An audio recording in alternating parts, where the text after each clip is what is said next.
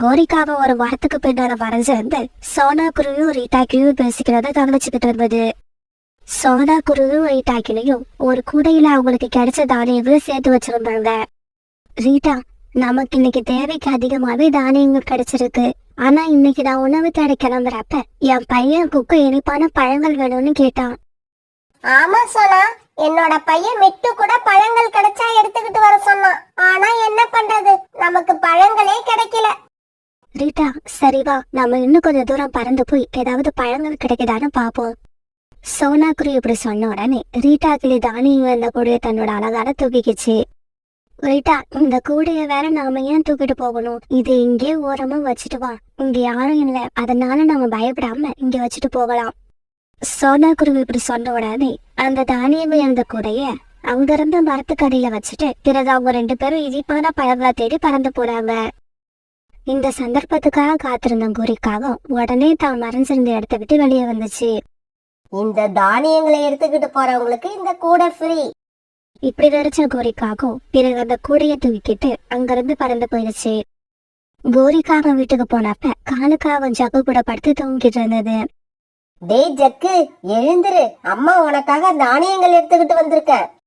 கோரியோட சத்தத்தை கேட்டு காலுக்காவும் ஜக்கு 2 பேருமே எந்திரிச்சிட்டாங்க. கோரி, தானியங்களை சாப்பிடறதுக்கு ஜக்குவை மட்டும் எழுப்புற, என்ன மறந்துட்டியா? எனக்கும் கொஞ்சம் தானியங்கள் கொடு. காலுஜி, கொஞ்சம் வெயிட் பண்ணுங்க, நானும் என்னோட பையனும் சாப்பிட்டு மீதி இருந்தா உங்களுக்கு தரோம். இந்த சமயத்துல பழங்களை தேடி போன சோனா குருவிக்கும் ரீட்டா கிளிக்கும் ஒரு நதி ஓரத்துல கொஞ்சம் பழங்கள் கிடைச்சது. சோனா, நம்ம வேலை சீக்கிரமா முடிஞ்சிருச்சு. இன்னைக்கு தானியங்களும் கிடைச்சிருக்கு, பழங்களும் கிடைச்சிருக்கு. அந்த பழங்களை எடுத்துக்கிட்ட சோனா குருவியும் ரீட்டா கிளியும் பிறகு தானியங்கள் இந்த கூடையை வச்சுட்டு போன இடத்துக்கு வந்தாங்க. இப்படி வந்த இவங்க 2 பேரும் அவங்க வச்சுட்டு போன இடத்துல கூடை இல்லாத பார்த்துட்டு அதிர்ச்சி ஆனாங்க. ரீட்டா கிளி அழவே ஆரம்பிச்சிருச்சு. எவ்வளவு கஷ்டப்பட்டு தானியங்களை எடுத்து வச்சோம், அவ்வளவும் போயிடுச்சு. தானியங்கள் போனா கூட பரவாயில்ல, எங்க அம்மா காலத்துல இருந்து நான் வச்சிருந்த கூடையும் அது கூட சேர்ந்து போயிடுச்சு. இந்த காட்டுல இதுக்கு முன்னாடி இப்படி எல்லாம் திருட்டு நடந்ததே இல்ல. இது எனக்கு ரொம்ப ஆச்சரியமா இருக்கு. ரீட்டா, அழாத, என் கூட வா, எங்க வீட்டுல கொஞ்சம் தானியங்கள் இருக்கு, அதை நான் உனக்கு தரேன். பிறகு சோனா குருவி ரீட்டா கிளியும் தங்களுடைய வீடுகளுக்கு பறந்து போனாங்க. அம்மா அம்மா, எனக்கு இன்னைக்கு தக்காளி சாப்பிடணும் போல ஆசையா இருக்கு, அதனால எனக்கு தக்காளி எடுத்துக்கிட்டு வாங்க. காலுஜி, நம்ம பையன் சொல்றது காதுல விழுதா? அவனோட ஆசையை நிறைவேத்துங்க. இங்க பாருடா ஜக்கு, உழைச்சி சாப்பிட்றவங்க தான் அவங்க விருப்பப்பட்டதை சாப்பிட முடியும். நாம திருடி சாப்பிட்றவங்க, அதனால திருட போன இடத்துல என்ன கிடைக்குதோ அதை சாப்பிட்டுட்டு திருப்தி அடைஞ்சுக்கணும். டேய் ஜக்கு, உங்க அப்பா எப்பவுமே இப்படிதான். நாம ஆசைப்பட்டதை திருடி எடுத்துக்கிட்டு வர மாட்டாரு.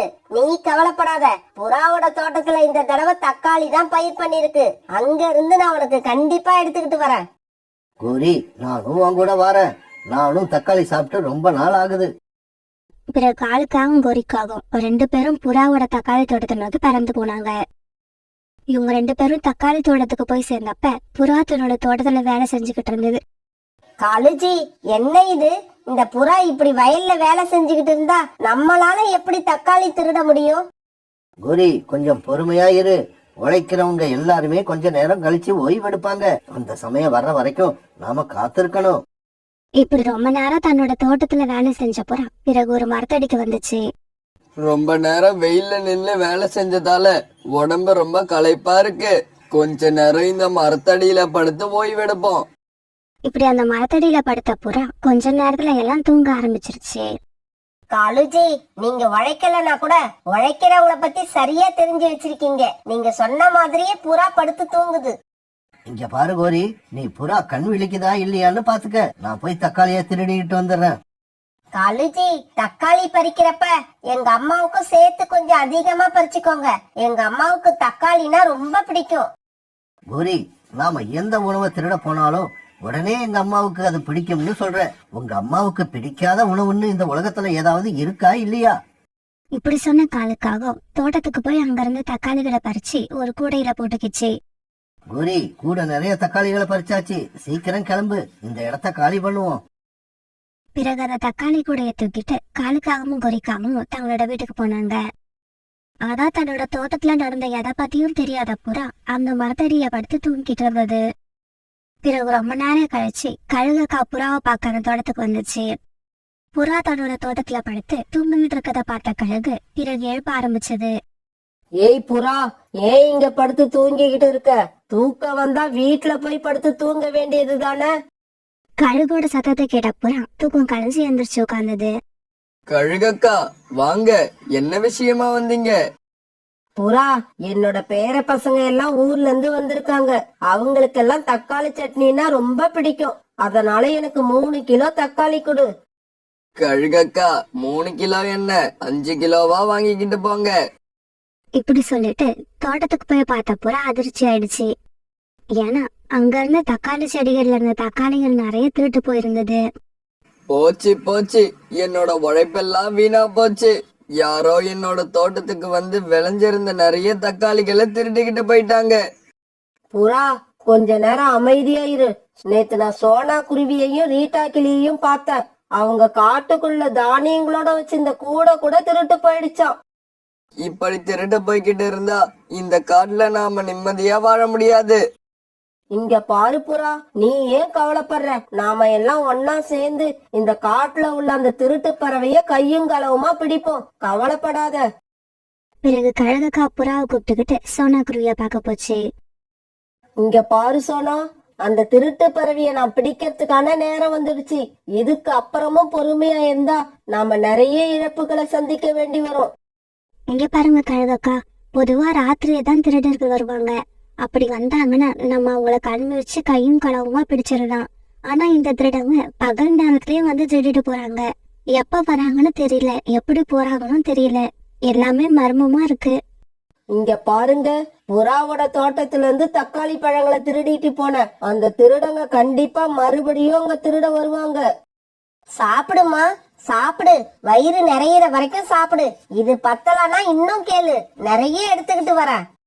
கோரி, இதே மாதிரி எனக்கு தக்காளி தினமும் கிடைச்சா ஒவ்வொரு நாளும் நான் ஜூஸ் போட்டு குடிப்பேன். இந்த வெயில் காலத்துக்கு அது ரொம்ப நல்லது. அம்மா, கவலைப்படாதீங்க. எங்க காட்டுல உள்ள புறா வயல்ல வேலை பார்த்துட்டு நல்லா படுத்து தூங்கும். அந்த சமயத்துல நாங்க ரொம்ப ஈஸியா தக்காளி எடுத்துக்கிட்டு வந்துருவோம். இங்க பாருடி, நீங்க எடுத்துக்கிட்டு வந்தா கொஞ்சம் தான் எடுத்துக்கிட்டு வருவீங்க. இந்த தடவை நான், உன்னோட அண்ணன் எல்லாரும் வரோம். நாமெல்லாம் ஒன்னா போய் அந்த புறாவோட தோட்டத்தை காலி பண்ணிட்டு வந்துருவோம். அம்மா, உங்களுக்கு இப்படி ஒரு ஆசை இருந்தா அதை நான் தடுக்க மாட்டேன். நாளைக்கு நீங்களும் தம்பியும் கிளம்பி எங்க வீட்டுக்கு வந்துருங்க. நான் உங்களை எதிர்பார்த்துக்கிட்டே இருப்பேன். மறுநாள் மத்தியானமா வீட்டை விட்டு வெளியில வந்த கோரி வாசல்லே உட்கார்ந்து இருந்தது. கோரி, என்ன இங்கேயே உட்காந்துகிட்டு இருக்க? சீக்கிரமா கிளம்பு. புறா அதோட வேலையை முடிச்சிட்டு இந்நேரம் தூங்க ஆரம்பிச்சிருக்கும். இந்த சமயத்துல கோரிக்காகத்தோட அம்மாவும் தம்பியும் அங்க வந்து சேர்ந்தாங்க. அம்மா, என்னம்மா இவ்வளவு லேட் பண்ணிட்ட? உங்களுக்காக நான் எவ்வளவு நேரம் காத்திருக்கிறது? கோரிக்காகத்தோட அம்மாவும் தம்பியும் புறாவோட தோட்டத்துக்கு வரது தெரிஞ்ச காலுக்காகத்துக்கு பயம் வந்துருச்சு. ஐயையோ, இந்த கூட்டத்து கூட திருட போனா நமக்கு தர்ம அடி கண்டிப்பா உண்டு. அதை யாராலையும் தடுக்க முடியாது. எப்படியாவது இந்த கூட்டத்துல இருந்து நாம எஸ்கேப் ஆகணும். கோரி, எனக்கு என்னவோ திடீர்னு வயிறு சரியில்லை, ரொம்ப வலிக்கிற மாதிரி இருக்கு. அதனால நீ என்ன பண்ற? அத்தையையும் மச்சானையும் அழைச்சுக்கிட்டு போய் தக்காளிகளை எடுத்துக்கிட்டு வந்துரு. நான் வீட்டுல போய் படுத்திருக்கேன். காலேஜி, என் அம்மாவையும் என் தம்பியும் பார்த்தா உங்களுக்கு எப்படி இருக்கு? நீங்க எதனால இப்படி பண்றீங்கன்னு எனக்கு நல்லா தெரியும். மரியாதையா இப்ப எங்க கூட வந்துருங்க, இல்லன்னா எனக்கு கெட்ட கோபம் வரும். கோரி இப்படி கோவமா சொன்னதும் வேற வழியில்லாத காலுக்காகும் அவங்க கூட சேர்ந்து புறாவோட தோட்டத்துக்கு பறந்து போச்சு. கழுகக்கா, அங்க பாருங்க, காவங்களோட கூட்டம் ஒண்ணு பறந்து வருது. ஆமா ஆமா, ஒருவேளை இவங்க கூட திருடி இருந்தாலும் இருக்கலாம். இப்படி சொன்ன கழுகக்கா பிறகு புறாவை பார்த்து இப்படி சொல்லுச்சு. புறா, நீ சீக்கிரமா கண்ணை மூடிட்டு தூங்குறாப்புல நடி. என்ன நடக்குதுன்னு பாப்போம். கழுகக்கா சொன்னதை கேட்ட புறாவும் பிறகு மரத்துல சாஞ்சி தூங்குற மாதிரி நடிக்க ஆரம்பிச்சது. பிறகு வந்த எல்லா காகங்களும் புறாவோட தக்காளி தோட்டத்துல வந்து உட்கார்ந்தாங்க. இத பார்த்த கழுகக்கா கீழே கிடந்த கம்ப தன்னுடைய ரெக்கையால எடுத்துக்கிட்டாங்க. மாப்பிள, அந்த புறா வருதான்னு கொஞ்சம் கவனமா பாத்துக்கோங்க. ஏன்னா இந்த வயசான காலத்துல என்னால அடி வாங்க முடியாது. அது இப்ப தெரிஞ்சு என்ன புண்ணியம்? திருட வர்றதுக்கு முன்னாடியே அதை பத்தி யோசிச்சிருக்கணும். எனக்கு என்னவோ இன்னைக்கு அடி வாங்காம இந்த இடத்த விட்டு போக மாட்டோம்னு நினைக்கிறேன். மாமா, ஏன் இப்படி அவசகுணமா பேசுறீங்க? நாம நல்லதையே நினைப்போம், நல்லதே நடக்கும். மச்சான், நீனும் உங்க அம்மாவும் என்னைக்கு யாருக்கு நல்லது நினைச்சிருக்கீங்க, இன்னைக்கு நினைக்க போறீங்க? இங்க பாருங்க, எதுக்காக வெட்டித்தனமா பேசிக்கிட்டு இருக்கீங்க? சீக்கிரமா ஆளுக்கு கொஞ்சம் தக்காளியை சாப்பிடுங்க. சாப்பிட்டு முடிச்சிட்டு போறப்ப இந்த கூடையில வேற எடுத்துக்கிட்டு போகணும். இப்படி பேசிக்கிட்ட இவங்க எல்லாரும் பிறகு தக்காளியை சாப்பிட ஆரம்பிச்சாங்க. இத பார்த்த புறா, கழுவக்கா, சோனா குருவி இந்த 3 பேரும் கம்ப எடுத்துட்டு வேக வேகமா காங்கன் கிட்ட பறந்து போனாங்க. இப்படி வந்த இவங்க 3 பேரும் காங்களை சுத்தி உட்காந்துக்கிட்டாங்க. பறவைகளே, தயவு செய்து என்ன மட்டும் அடிக்காதீங்க. என்னோட வயசுக்கு மதிப்பு கொடுத்து என்ன விட்டுடுங்க. இல்ல, அப்படி இல்ல. இருக்கிற கூட்டத்திலேயே நான் தான் சின்ன பையன். சின்னவங்க தவறு பண்ணுனா அத மன்னிக்கிறது பெரியவங்களோட கடமை இல்லையா? அதனால என்ன மன்னிச்சிடுங்க. இங்க பாருங்க காகங்களே, இந்த புறாவோட கோர்ட்டுல யாரு தப்பு செஞ்சாலும் தப்பு தப்பு தான். சின்ன குழந்தைங்க, வயதான பெரியவங்கன்னு யாருக்குமே மன்னிப்பு கிடையாது. பிறகு புறா, சோனா குருவி, கழுவக்கா இவங்க 3 பேரும் சேர்ந்து அந்த காங்கன் 4 பேரையும் அடி அடி நடிக்க ஆரம்பிச்சாங்க.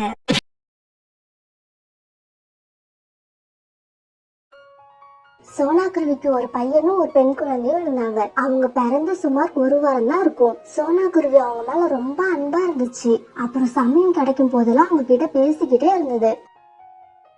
பசங்களா, நீங்க 2 பேரும் ரொம்ப ரொம்ப கியூட்டா இருக்கீங்க.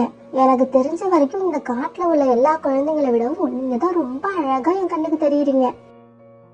அம்மா, நீங்க ரொம்ப அழகா இருக்கீங்கம்மா. இப்படி குழந்தைங்க அம்மா மேலயும் அம்மா குழந்தைங்க மேலயும் ரொம்ப அன்பா இருந்ததால அந்த சின்ன குடும்பம் ரொம்ப சந்தோஷமா இருந்தது. இப்படியே சில மாசங்கள் ஓடின. சோனா குருவியோட பொண்ணு மின்மினியும் பையன் குக்குவும் கொஞ்சம் வளர்ந்துட்டாங்க. அவங்களுக்கு ஸ்கூல்ல சேர்க்கிற வயசு வந்த உடனே சோனா குருவியும் அவங்கள ஸ்கூல்ல சேர்த்து விட்டது. பசங்க 2 பேரும் ஸ்கூலுக்கு ஒன்னா போயிட்டு ஒன்னா வந்துகிட்டு இருந்தாங்க. ஒரு நாள் வழக்கம் போல ஸ்கூலுக்கு போய் வந்த இவங்க தங்களோட வீட்டுல உட்கார்ந்து பாடங்களை படிச்சுக்கிட்டு இருந்தாங்க. A for apple, B for ball, C for cat, D for doctor. இப்படி தன்னோட பசங்க படிக்கிறத சோனா சந்தோஷமா வேடிக்கை பார்த்துக்கிட்டு இருந்துச்சு. அதே மரத்துல சோனா வீட்டுக்கு நேரா கீழ் வீட்டுல கோரிக்காகவும் காலுக்காகவும் வசிச்சு வந்தாங்க. அவங்க பையன் ஜக்குவும் சோனா குருவியோட பசங்க படிக்கிற அதே ஸ்கூல்ல தான் படிச்சுக்கிட்டு இருந்தான். என்னங்க, நம்ம பையன் ஜக்குவுக்கு கண்ணுல ஏதோ பிரச்சனை போல இருக்கு. அவனை கண் டாக்டர்கிட்ட அழைச்சிக்கிட்டு போகணும். என்ன, ஜக்குவுக்கு கண்ணுல பிரச்சனையா? என்ன பிரச்சனை? புத்தகத்தை எடுத்து படிக்க ஆரம்பிச்சாலே அவன் கண்ணுல இருந்து தண்ணியா ஊத்துதான். அதை என்னன்னு கவனிக்கிறீங்களா? அவன் கண்ல இருந்து வர்றது தண்ணியா இருக்காது, கண்ணீரா இருக்கும். விளையாட விடாம இப்படி புத்தகத்தை எடுத்து நம்மள படிக்க வைக்கிறாங்களேன்னு நினைச்சு அழுகுறான் போல இருக்கு. இருக்கிறது ஒரே புள்ள, அவனை ஏன் இப்படி கரிச்சு கொட்டுறீங்க? கோரி, மொபைல்ல விளையாடும் போது கண்ணுல வராத தண்ணி படிக்கும் போது மட்டும் எப்படி வரும்? இவங்க இப்படி பேசிக்கிட்டு இருக்கும் போதே சோனா வீட்டுல பசங்க படிக்கிற சத்தம் கோரி வீட்டுல கேட்டுச்சு. A for apple, B for ball, C for cat, D for doctor. Sona குழந்தைங்க படிக்கிற சத்தத்தை கேட்ட கோரிக்கு ரொம்ப எரிச்சல் வந்தது. இந்த சோனா தான் பிள்ளைங்களை படிக்க வைக்கிறாளா, இல்ல தான் பிள்ளைங்க படிக்கிறத எல்லாருக்கும் தெரியணும்னு நினைச்சு இப்படி கத்த வைக்கிறாளா? கோரி, எல்லா குழந்தைங்களுமே முதல்ல படிக்க ஆரம்பிக்கிறப்ப இப்படி கத்தி தான் படிப்பாங்க. நீங்க வேணா அவன் குழந்தைங்க கத்தத்தை கேட்டுக்கிட்டே இருங்க, என்னால முடியாது. இப்ப போய் சோனாவை என்ன செய்யறேன்னு பாருங்க. இப்படி கோபத்துல கத்துன கோரி நேரா சோனா குருவி வீட்டுக்கு போச்சு.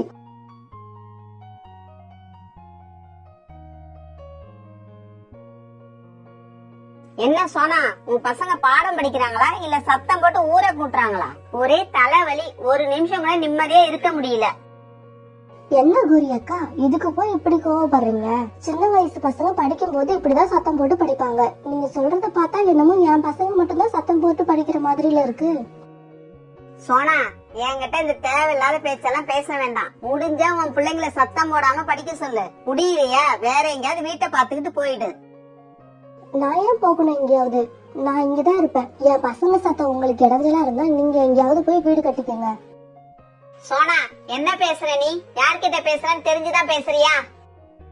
தெரிஞ்சுதான்க்கா பேசுறேன். அக்கம் பக்கத்துல யார் நல்லா இருந்தாலும் அது பொறுக்க முடியாத கோரி அக்கா கிட்ட தான் பேசிக்கிட்டு இருக்கேன்னு எனக்கு நல்லா தெரியும். சோனா இப்படி சொன்ன உடனே கோரிக்கு தாங்க முடியாத கோபம் வந்து ஏற்கனவே சிவப்பா இருக்கிற அது கண்கள் இன்னும் சகப்பா மாறிடுச்சு. சோனா, இப்பையிலேந்து இன்னும் 48 மணி நேரத்துல உன்னை இந்த வீட்டை விட்டு ஓட வைக்கல, என் பேர் கோரி இல்ல. இப்படி சொல்லிட்டு கோரி கோபமா தான் வீட்டுக்கு பறந்து போச்சு. காலுஜி, இந்த சோனா என்ன ரொம்ப அசிங்கப்படுத்திட்டா. அப்படியா? அடடா, எனக்கு தெரியாம போச்சு. தெரிஞ்சிருந்தா அந்த காட்சியை நானும் வந்து பாத்திருப்பேன். காலுஜி, தயவு செய்து விளையாடாதீங்க. நான் ரொம்ப கோவத்துல இருக்கேன். உன் குழந்தைங்க சத்தம் இடைஞ்சலா இருக்குன்னு வீட்டை காலி பண்ணிட்டு போன்னு சொன்னா, குழந்தைங்க சத்தம் உனக்கு தானே இடைஞ்சலா இருக்கு. அப்ப நீ வீட்டை காலி பண்ணிட்டு போன்னு என்ன பார்த்து சொல்றா. கோரி, சோனான்னு இல்ல, யாரா இருந்தாலும் இததான் சொல்லிருப்பாங்க. நீ கொஞ்சம் பொறுமையா இரு. சோனா இடத்துல இருந்து கொஞ்சம் யோசிச்சு பாரு. இல்ல, என்னால அப்படியெல்லாம் யோசிக்க முடியாது. அவ பேசுனது தப்புன்னு அவளுக்கு புரிய வைப்பேன். கோரி, கோபத்துல எந்த முடிவும் எடுக்காத, கொஞ்சம் பொறுமையா இரு.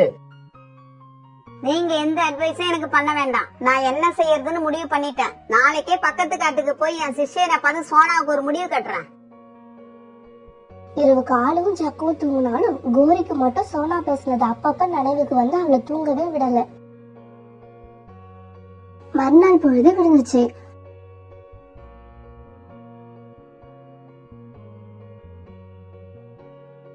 இப்ப கோரி மட்டும் தனியா தன்னோட சிஷ்யனை பார்க்க பக்கத்து காட்டுக்கு பறந்து போச்சு.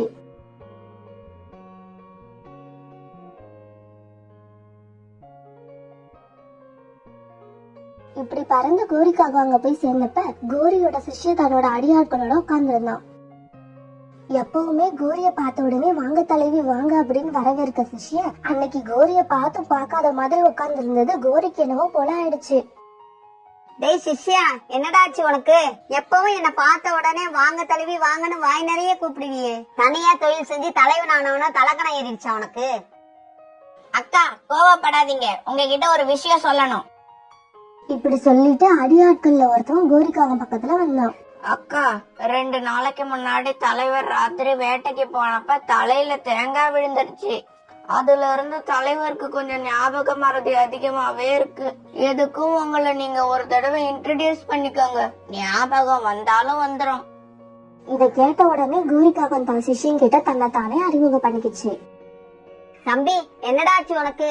என்ன பாருடா, நான் தான் தலைவி வந்திருக்கேன். உனக்கு முதல்ல திருட கத்து கொடுத்தனே அந்த தலைவி.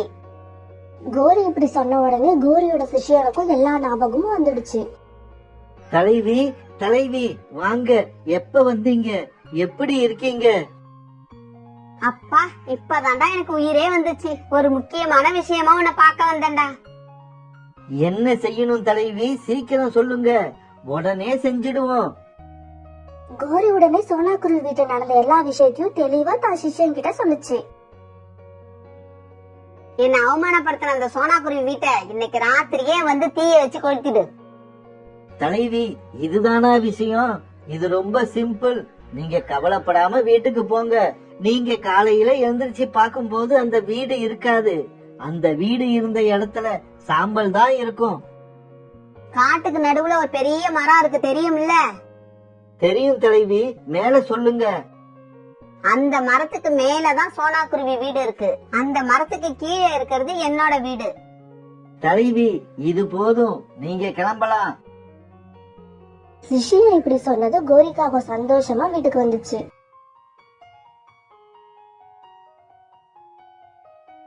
வீட்டுக்கு வந்த கோரியோட முகமும் ரொம்ப சந்தோஷமா இருந்துச்சு.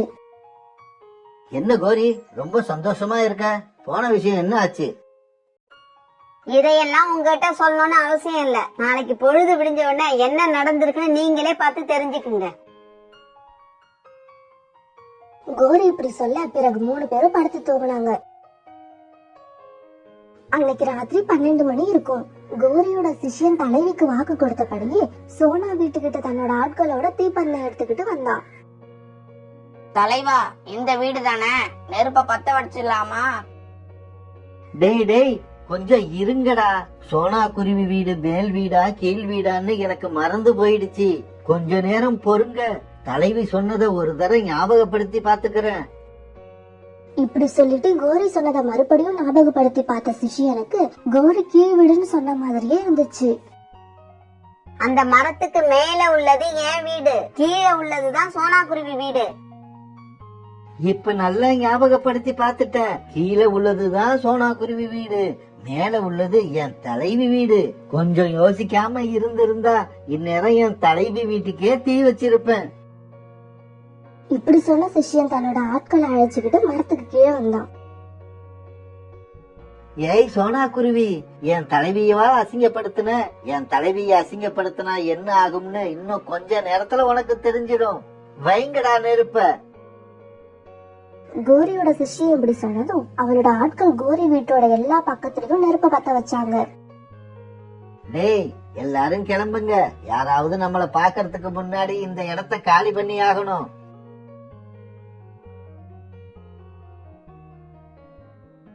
இப்படி சொன்ன சிஷ்யன் தன்னோட ஆட்களை அழைச்சுக்கிட்டு பறந்து போனான்.